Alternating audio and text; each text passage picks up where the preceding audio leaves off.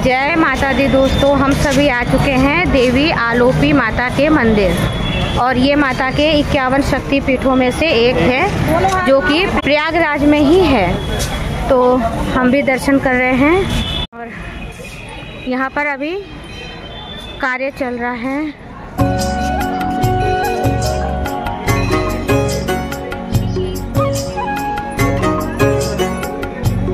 और मंदिर बंद हो जाए इससे पहले दर्शन कर लेते हैं। जी ये ले लो, चलो।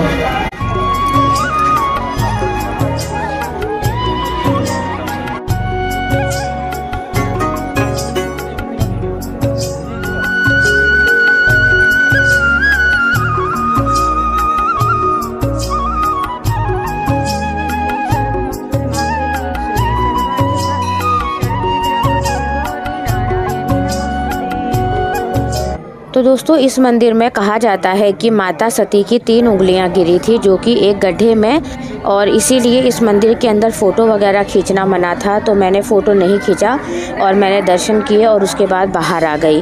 तो ये देवी का मंदिर है। तो यहाँ पर महादेव और गणेश जी और हनुमान जी और इन सभी की मूर्तियाँ थीं और उसके साथ ही 9 देवियों की अलग से प्रतिमाएँ बनी हुई थीं। और सभी मंदिर में घूमते हुए सभी देवी देवताओं के दर्शन करते हुए हम सभी लोग आगे बढ़ रहे थे।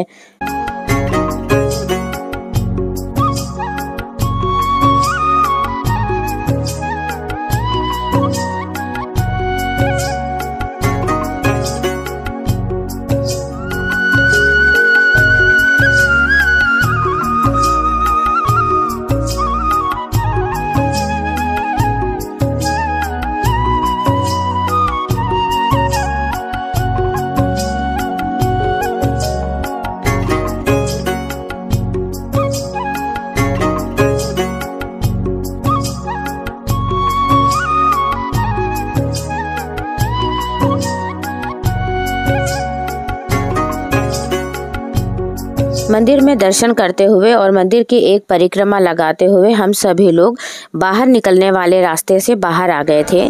और यहाँ पर इस प्रकार की दुकानें लगी हुई थी, बहुत ही सुंदर सुंदर दुकानें थी, सामान बिक रहा था। तो मैंने भी यहाँ से सामान खरीदा। मैंने माता के मंदिर से सिंदूर और सिंदूरदानी और बिंदी और महावर इस तरह की कुछ चीज़ें खरीदी जो कि मुझे कुछ चाहिए भी थी। तो मैंने ये सामान अपने लिए खरीद। तो माता का सिंदूर, बिंदी, श्रृंगार मैंने ले लिया है घर पे सबके लिए।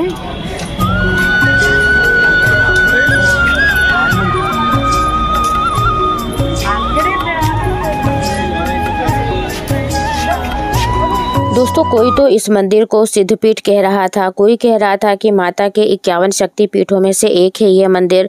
तो कोई ये कह रहा था कि यहाँ पर माता का जो हाथ गिरा था वह दूसरी जगह से निकला था। तो इस तरीके से उन 2 मंदिरों का एक ही महत्व बताया गया है। तो मंदिर से घूमते हुए यहाँ बहुत शोर हो रहा था क्योंकि ट्रैफिक चल रहा था, तो मुझे वापस से वॉइस ओवर करना पड़ रहा है। और मंदिर से घूमते हुए हम सभी लोग बाहर आ गए थे और उसके बाद अगले दिन हम लोग गए थे माता के एक और शक्तिपीठ। तो वहाँ के बारे में मैं आपको बता। तो इस मंदिर का जो पूरा नाम था वह है आलोप शंकरी सिद्धपीठ मंदिर। जब हम लोग अगले दिन माता कल्याणी देवी के मंदिर में पहुँचे तब हमें पंडित जी ने बताया कि आलोप देवी मंदिर से जो हाथ गिरा था वह यहीं पर 3 उंगलियों के जरिए निकला था और उनकी जगह ही अब यहाँ पर माता की मूर्तियाँ बनाकर स्थापित की गई हैं। मंदिर अच्छा था, थोड़ा छोटा ही था, कोई बहुत बड़ा मंदिर नहीं था, लेकिन लोग आ रहे थे। माता पर नारियल, फूल, माला सब चढ़ रही थी। जो यहाँ के लोग हैं, जो रहते हैं, वो लोग भी मंदिर में दर्शनों के लिए डेली आते हैं। मंदिर में घूमते घूमते अचानक से इस दीवार पर नजर गई तो यहाँ पर लिखा हुआ था महाशक्ति पीठ माँ कल्याणी देवी जी का मंदिर, और इस मंदिर को ललिता पीठ के नाम से भी जाना जाता है। इस बोर्ड पर जो भी लिखा हुआ था उसको मैंने पढ़ा। उसके बाद फिर आपको खुद ही जानकारी मिल जाती है कि वाकई में ये शक्तिपीठ है और यहाँ की मान्यता है। तो दोस्तों अगर आप लोग चाहें तो आप इसको स्क्रीनशॉट लेकर भी पढ़ सकते हैं। तो हम लोगों को जिस तरह से बताया जा रहा था हम लोग उसी तरह से मानते गए और उनकी बातें सुनते गए। पंडित जी से भी थोड़ी सी बात करी, वहाँ पे जो साफ़ सफाई करने वाले थे उनसे भी बात करी, लेकिन हर चीज़ मैं रिकॉर्ड नहीं करती हूँ और मुझे खुद को जानकारी चाहिए होती है। उसके बाद बैठ कर के मैंने मंदिर में दुर्गा चालीसा का पाठ किया। मेरे हस्बैंड यहाँ पर मेरा वेट कर रहे थे फूल लेकर। फिर मैं उनके साथ मंदिर में दर्शन करके माता की पिंडी पर मैंने सर झुकाया और मंदिर की जो भी देहली होती है ना, जो चौखट होती है, उसके ऊपर कभी भी पैर नहीं रखा जाता है। वहाँ पर इस बात का ध्यान रखा जाता है। तो चौखट को हमेशा लांघ कर आपको अंदर आना चाहिए, उसके ऊपर पैर नहीं रखना चाहिए। वहाँ पर इस बात के लिए बार बार पंडित जी बोल रहे थे।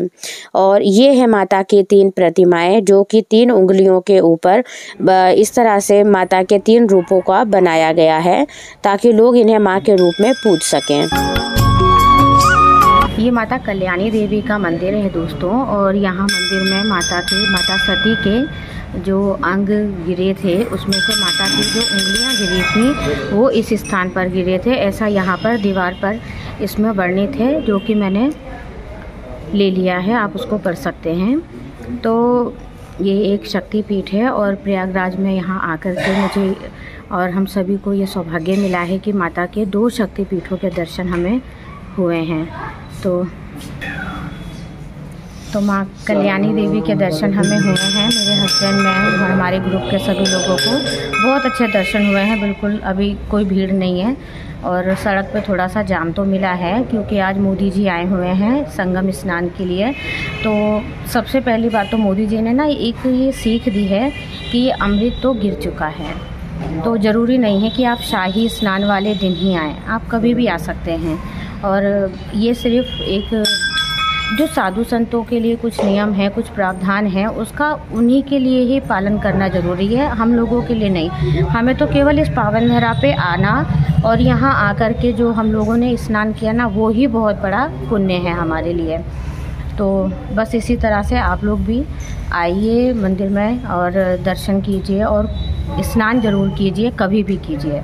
बस मेरी आप सभी लोगों से यही अपील है। तो आप सभी का स्वागत है प्रयागराज में, हम दोनों करते हैं, यहाँ आप आइए और आप लोगों को आके यहाँ पे सारे जो भी मंदिर हैं, हम लोग सुबह से राधा रमण मंदिर भी गए, माधव जी का मंदिर था वहाँ भी गए, और एक महादेव का मंदिर था वहाँ भी गए। लेकिन कि अब ऐसे तो बहुत सारे मंदिर हो जाते हैं, वो सारी चीज़ें ना वीडियो में लेना थोड़ा सा मुश्किल हो जाता है। और बाकी आप यहाँ देख सकते हैं कि यहाँ साफ़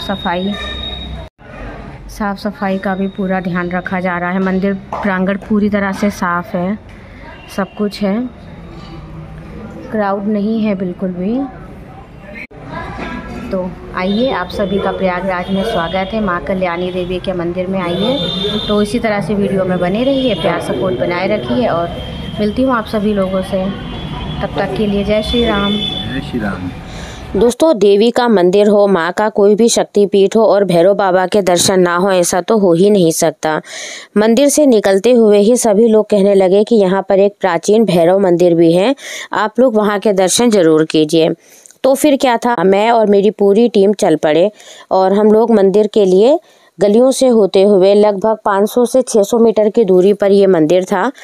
गली के अंदर था लेकिन प्राचीन मंदिर था और हम लोगों ने वहाँ पर यहाँ आते ही सबसे पहले महादेव के दर्शन किए, उनके ऊपर जल वगैरह चढ़ाया।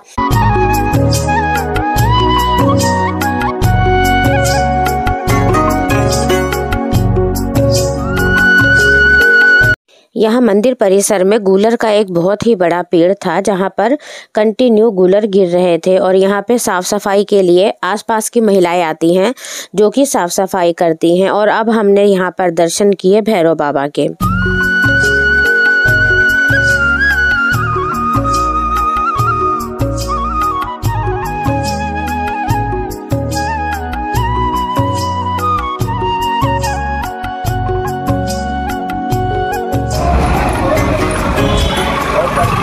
भैरव बाबा के मंदिर से हम लोग आ गए हैं। थोड़ा जल्दी है इसलिए हर जगह ज़्यादा रिकॉर्ड नहीं कर पा रही हूँ बोलते हुए, और अभी चल रही थी। तो दोस्तों आज की वीडियो में बस इतना ही। मेरी वीडियो अच्छी लगे तो प्लीज़ लाइक कीजिए, चैनल पर नए हैं तो सब्सक्राइब कीजिए, अपना प्यार और सपोर्ट बनाए रखिए।